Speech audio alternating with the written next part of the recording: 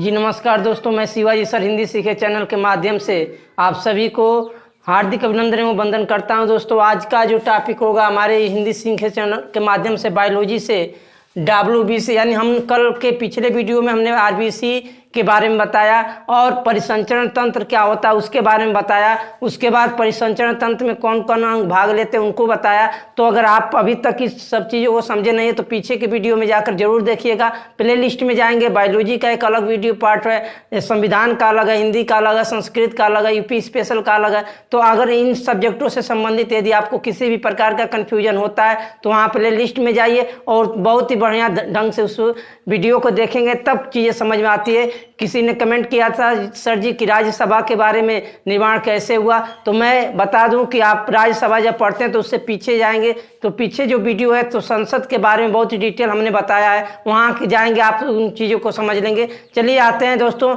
आज का जो टॉपिक है वो WBC यानी श्वेत रक्त कणिकाएं।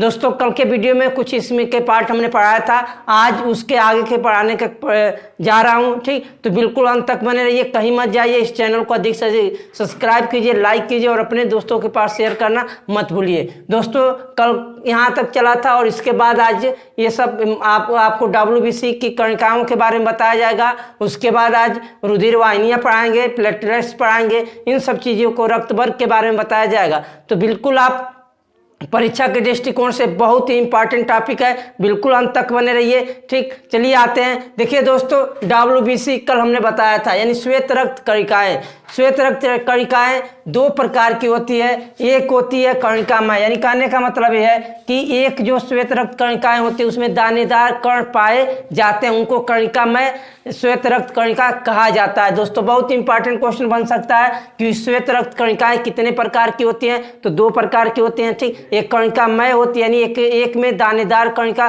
पाए जाती है और एक ऐसा होता है जिसमें दानेदार कण नहीं पाए जाते। तो ये सब क्वेश्चन बहुत ही इंपॉर्टेंट क्वेश्चन बनता है दोस्तों, बिल्कुल अंत तक बने रहिएगा। देखिए दोस्तों, तो कणिकामय जो होता है ये आपका पहला श्वेत रक्त कणिका है। ये इसके पहला एक जो प्रकार है इसको इओसिनोफिल्स बोला जाता है। दोस्तों बहुत ही इंपॉर्टेंट, शायद ये सब चीज़ें और किसी भी चैनल के माध्यम से आपको नहीं बताया जा सकते और परीक्षा के दृष्टिकोण से बहुत ही इंपॉर्टेंट। इओसिनोफिल्स क्या होता है, तो यह शरीर में प्रतिरक्षण तथा संवेदनशीलता का कार्य करता है, यानी आपके शरीर की रक्षा करने और शरीर में संवेदनशील क्रिया को जगाने का काम करता है। तो इओसिनोफिल्स यानी इओसिनोफिल्स जो कण है ये श्वेत रक्त कणिका में पाया जाता है, बहुत इंपॉर्टेंट होता है। चलिए आगे आते हैं। इसका एक और काम क्या होता है, इसका एक और काम जो होता है, यानी दूसरा इसका जो होता है वो होता है न्यूट्रियोफिल्स। उसका जो काम होता है वो होता है एलर्जी और दामा उत्पन्न करना, एलर्जी और दामा उत्पन्न करना।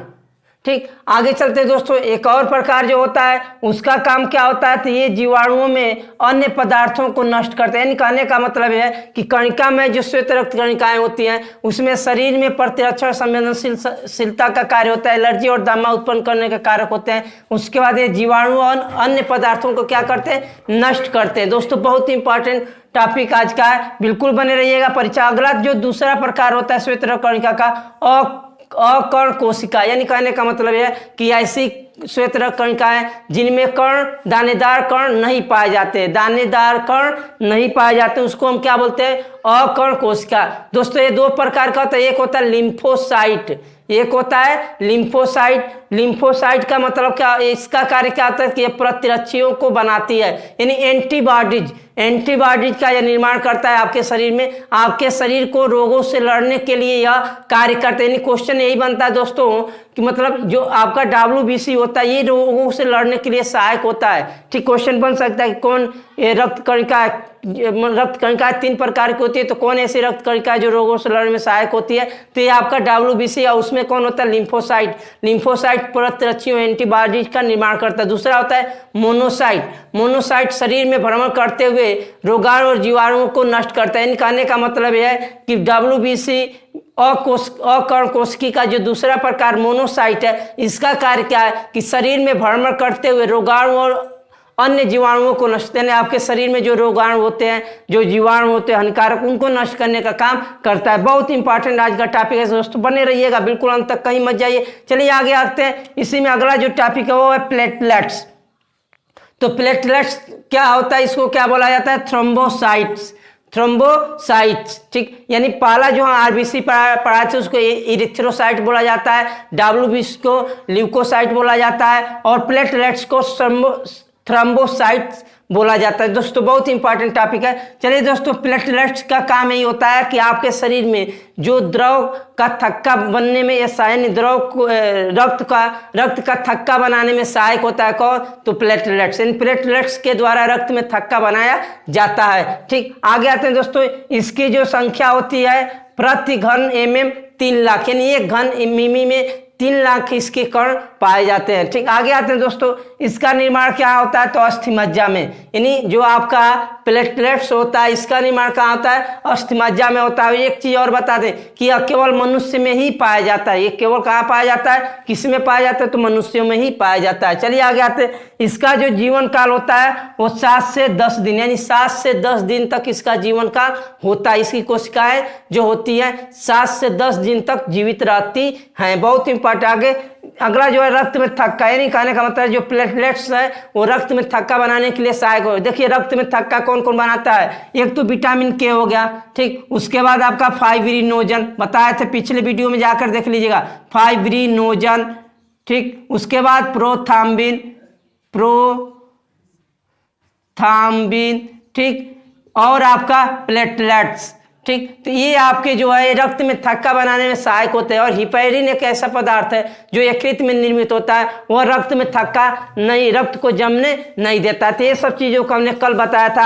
अगर समझ में नहीं आता तो पीछे जाकर वीडियो को जरूर देखेंगे, ताकि आपका एक कंसेप्ट बनेगा, और कंसेप्ट बनेगा जिसके कारण चीज़ों को आसानी से आप समझ लेते हैं। चलिए आगे आते हैं दोस्तों, यानी अब देखिए ये WBC हुआ जिसका जीवन काल हमने 7 से 10 दिन बताया, यह रक्त में थक्का बनाने में सहायक होता है। आगे आते हैं दोस्तों, आपका जो अगला इसी में होता है रुधिर वर्ग। ठीक, यानी रुधिर वर्ग, पहले सबसे पहली बात कि रुधिर की खोज विलियम हार्वे ने की थी। क्वेश्चन बहुत इंपॉर्टेंट बनता है खोज से कि रुधिर का खोज किसने किया, तो विलियम हार्वे। ठीक, और रुधिर वर्ग की खोज लॉर्ड स्टीनर, यानी लॉर्ड स्टीनर के द्वारा आपका रुधिर वर्ग का खोज किया गया। ठीक, और रुधिर का खोज विलियम हार्वे के द्वारा। देखिए रुधिर वर्ग कितने प्रकार के होते हैं, तो 4 प्रकार का होता है। रुधिर वर्ग रक्त को 4 वर्गों में बांटा गया। कितने वर्गों में, 4 वर्गों में। ठीक, तो एक होता है ए होता है, एक बी होता है, एक AB होता है, एक O होता है। अब इसमें क्वेश्चन क्या बनता है कि कौन सर्वदाता है, कौन सर्वग्राही है, ऐसे क्वेश्चन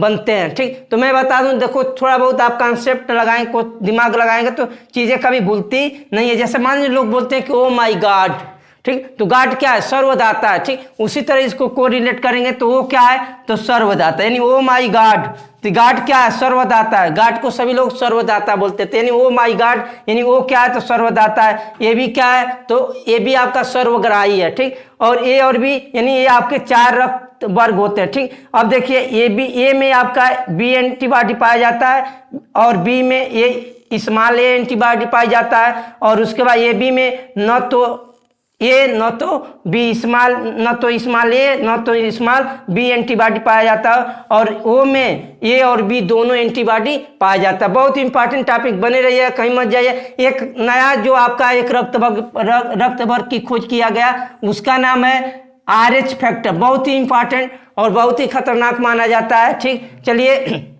RH फैक्टर सबसे पहले यह रीसस नामक बंदर में पाया गया, यानी रीसस नामक बंदर में इसकी खोज की गई। और किसके द्वारा, तो वीनर और लैंड स्टीनर के द्वारा। दोस्तों ये बताया जाता है कि यदि मान लीजिए पति और पत्नी है, ठीक, अगर उनमें से एक RH फैक्टर का पॉजिटिव और एक निगेटिव है, तो उनके द्वारा जो पहला संतान होता है वो जीवित रहेगा, लेकिन उसके आगे वाले जो संतान होते हैं वो जीवित नहीं रहते। इसीलिए यह बहुत ही खतरनाक होता है। इसीलिए आजकल जो भी शादी विवाह हो रहा है तो कहीं कहीं पर लोग ब्लड चेक करा कर शादियाँ भी कर रहे थे। ये सब रीजन होते हैं। चलिए होना भी चाहिए, समय बदल रहा है, लोग बदल रहे हैं, नजरिया बदलती है। चलिए आगे आते हैं दोस्तों, यानी आपका ये रक्त वर्ग रहा। रक्त की खोज विलियम हार्वे ने की थी, रक्त वर्ग की खोज लैंड स्टीनर ने की थी, और RH फैक्टर की खोज वीनर और लैंड स्टीनर ने की थी। बहुत ही इंपॉर्टेंट टॉपिक आज का, बने रहिएगा, कहीं मत जाइए। चलिए आगे जो सबसे इंपॉर्टेंट टॉपिक अगला, जो बहुत ही परीक्षा के दृष्टिकोण से रेलवे, NTPC, SSC,